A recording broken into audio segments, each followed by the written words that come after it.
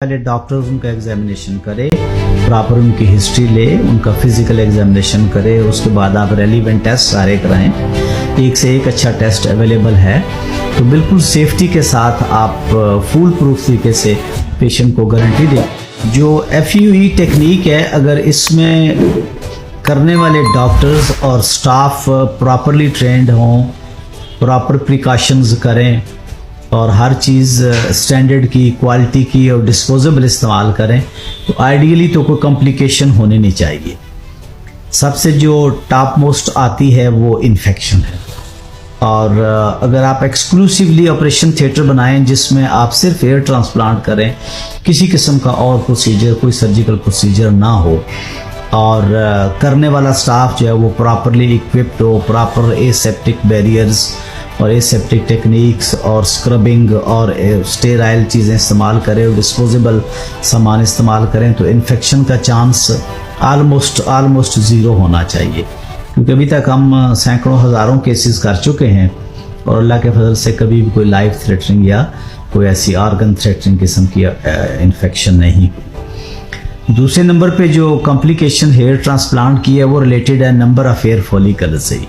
उसको एक तरह की आइट्रोजेनिक कॉम्प्लिकेशन ही कहते हैं। वो डॉक्टर की तरफ से इंट्रोड्यूस की होती है खामखा अपना क्रेडिट लेने के लिए कि मैंने 4000 4500 ग्राफ्ट्स लगा दिए हैं, और बाद में उसकी फिर बड़ी शॉर्ट टर्म, मीडियम टर्म और लॉन्ग टर्म कॉम्प्लिकेशंस होती हैं रेसिपिएंट एरिया के लिए भी और डोनर एरिया के लिए। ख़ास तौर पे डोनर एरिया में हमने इन्फेक्शन होते देखी है, स्किन नेक्रोसिस होते देखी है, लॉन्ग टर्म बेसिस पे बार्ड पैचेस अपीयर होते हैं जो कि बाद में अनट्रीटेबल होते हैं। तो ये तो दो मेन कॉम्प्लिकेशंस हैं हेयर ट्रांसप्लांट की। अदरवाइज थ्योरेटिकली तो हो सकती हैं, लेकिन बात फिर वहीं आ जाती है कि अगर आप केयरफुल हैं, आपने प्रॉपर प्रिकॉशंस ली हुई हैं, केस सिलेक्शन अच्छा किया है, क्योंकि बहुत सारे बंदे कोमॉर्बिड जिसको कहते हैं या एसोसिएटेड प्रॉब्लम्स के साथ भी आते हैं। बाज़ बंदे डायबिटिक होते हैं, बाज़ हाइपरटेंसिव होते हैं, बाज़ की कार्डियक मैनिपुलेशन हुई होती है जिसको कहते हैं कि कार्डियक स्टेंट्स डले हुए हैं। बहुत सारे पेशेंट्स हैं जिनको एलर्जी का प्रॉब्लम होता है, कोई और मेडिकेशंस ले रहे होते हैं। तो इन सारों को अगर थारली प्रॉपर पहले डॉक्टर्स उनका एग्जामिनेशन करे, प्रॉपर उनकी हिस्ट्री ले, उनका फिजिकल एग्जामिनेशन करे, उसके बाद आप रेलिवेंट टेस्ट सारे कराएं। एक से एक अच्छा टेस्ट अवेलेबल है, तो बिल्कुल सेफ्टी के साथ आप फुल प्रूफ तरीके से पेशेंट को गारंटी दे के कर सकते हैं। और इन बहुत सारे पेशेंट को जिनमें डायबिटीज़ है या कोई और कार्डियक प्रॉब्लम है, तो उनको अगर आप वक्त पे चीज़ें कॉम्प्लिकेशंस डिटेक्ट करके करें तो कॉम्प्लिकेशंस हम अल्लाह के फजल से नहीं होने देते, क्योंकि हम ये आए रोज़ करते हैं। हमारा हर तीसरा क्लाइंट जो है वो डायबिटिक होता है, या उसका ब्लड प्रेशर ज़्यादा होता है, या कोई किसी किस्म की मेडिकेशन ले रहा होता है।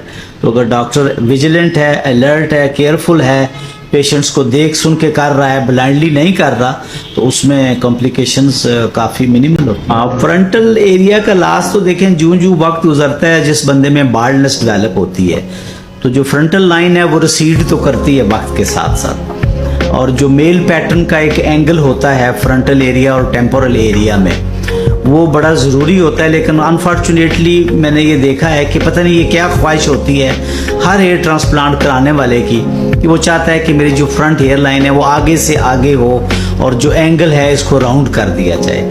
हालांकि अगर किसी मेल के फ्रंट के बाल हटा के देखें तो जो फ्रंटो टेम्पोरल एंगल बनता है वो एक एक्यूट एंगल ही होता है। अदरवाइज उसको हम राउंड करें तो फेमिनिन या वो लड़कियों वाली लुक देती है। लेकिन सम और अदर अनफॉर्चुनेटली हर बंदा ये कहता है जी इस एंगल को आप ऑब्लेटरेट कर दें, ख़त्म कर दें, इस एंगल में बाल लगा दें। और जहाँ तक फ्रंट लाइन का तल्लक है, उसका तो अब प्रॉपर मैथमेटिकल कैलकुलेशंस आ गई हैं। चिन से लेके हम नोज़ की टिप तक, नोज़ की टिप से फिर जो दोनों हमारी ग्लेबेला जिसको कहते हैं, इसके दरमियान का फासला मेजर करके, तो फिर हम फ्रंट पे डार्ट्स लगा के, टेम्पोरल एरिया में डार्ट्स लगा के उसको मिला देते हैं। तो वो तो एक स्टैंडर्ड है, लेकिन बहरहाल इंडिविजुअल की ख्वाहिश के मुताबिक हम उसको एडजस्ट कर लेते हैं। 2-3 मिलीमीटर आगे या 2-3 मिलीमीटर साइड्स पे हम टेम्पोरल एरिया या टेम्पोरल रिसेसिस उनको कहते हैं या एंगल्स कहते हैं, उनको भी फिल कर देते हैं। लेकिन अगर ओवर फिलिंग करेंगे तो वो डेफिनेटली पेशेंट के लुक को वो मॉडिफाइड, क्योंकि बहुत सारे पेशेंट्स हमने देखे हैं जो बाद में फिर आके कहते हैं जी कि लेज़र से या किसी टेक्निक से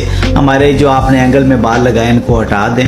तो इससे बेहतर ये रहता है कि जो हेयर ट्रांसप्लांट कर रहा है उसी पे छोड़ दें, ताकि वो आपकी बॉडी की लुक्स, आपकी चेहरे के लुक्स को देख के एक मैथमेटिकल फार्मूला जो अवेलेबल है उसके मुताबिक आपकी हेयरलाइन डिज़ाइन करे, और जिसमें वो फ्रंट लाइन को भी डिज़ाइन करे और जो आपकी टेम्पोरल रिसेसेस या जिनको हम एंगल्स कहते हैं उनको भी एक खास हद तक maintain. Properly trend qualified doctor है जो स्किन को समझता है, डोनर एरिया को समझता है, डोनर एरिया की कैपेसिटी को समझता है और सारे सेफ्टी फैक्टर्स उसके जहन में होते हैं, तो वो एक ऑप्टिमम नंबर ऑफ ग्राफ्ट्स निकालता है, ना कम ना ज़्यादा।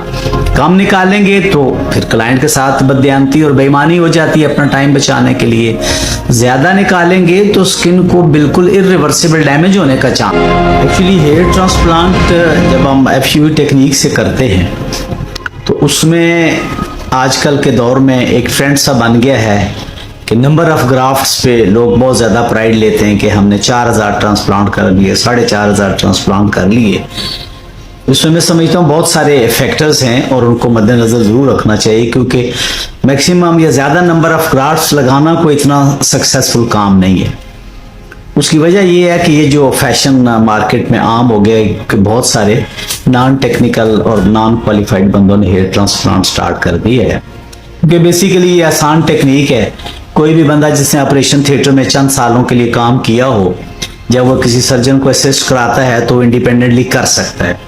फिर हमारे यहाँ चेक एंड बैलेंस तो है नहीं है, ना कोई चेकिंग अथॉरिटीज इतनी इफेक्टिव हैं, उसके जो भी वजूहत हैं वो एक अलग मौजू टू बी डिस्कस्ड है। तो अनरेगुलेटेड काम हो रहा है, अनसुपरवाइज्ड काम हो रहा है, जिसका दिल आता है उसने हेयर ट्रांसप्लांट सेंटर खोल लिया है। और मैंने पहले भी 1-2 बार जिक्र हुआ है ऐसे कि जी बार्बर की शॉप्स कम है और हेयर ट्रांसप्लांटेशन के सेंटर्स ज़्यादा हो गए। तो इस चीज़ में प्राइड लेने के लिए कि हमने 4000 ग्राफ लगाए, 5000 ग्राफ लगाए, ये कोई फनकारी नहीं है। वही लोग करते हैं जिनको असल फिनामिना की समझ ही नहीं होती कि हम कर क्या रहे हैं। तो कॉमन मैन को तो इल्म है नहीं है, वो तो नंबर के पीछे जाएगा यार, जिससे मुझे ऑफर किया है कि जी मैं 50,000 60,000 में आपको 5000 ग्राफ ले लूँगा, वो तो नंबर की खातिर वहाँ चला जाएगा। लेकिन जो एक प्रॉपरली ट्रेंड क्वालिफाइड डॉक्टर है जो स्किन को समझता है, डोनर एरिया को समझता है, डोनर एरिया की कैपेसिटी को समझता है और सारे सेफ्टी फैक्टर्स उसके जहन में होते हैं, तो वो एक ऑप्टिमम नंबर ऑफ ग्राफ्ट्स निकालता है, ना कम ना ज़्यादा। कम निकालेंगे तो फिर क्लाइंट के साथ बददियानती और बेईमानी हो जाती है अपना टाइम बचाने के लिए, ज़्यादा निकालेंगे तो स्किन को बिल्कुल इरिवर्सिबल डैमेज होने का चांस होता है, जो कि in extreme cases life threatening भी हो सकता है। तो इसलिए सर्जन का काम है कि रिसिपिएंट एरिया को देखते हुए, सेफ्टी लिमिट्स के अंदर रहते हुए जितने मैक्सिमम नंबर ऑफ ग्राफ्ट्स वो निकाल सकता है वो निकाल ले। और मेरा अपना जो ज़ाती थोड़ा बहुत तजर्बा है, हमने देखा है कि 3000 का काउंट जो है वो बड़ा अप्रोप्रिएट और ऑप्टिमम है।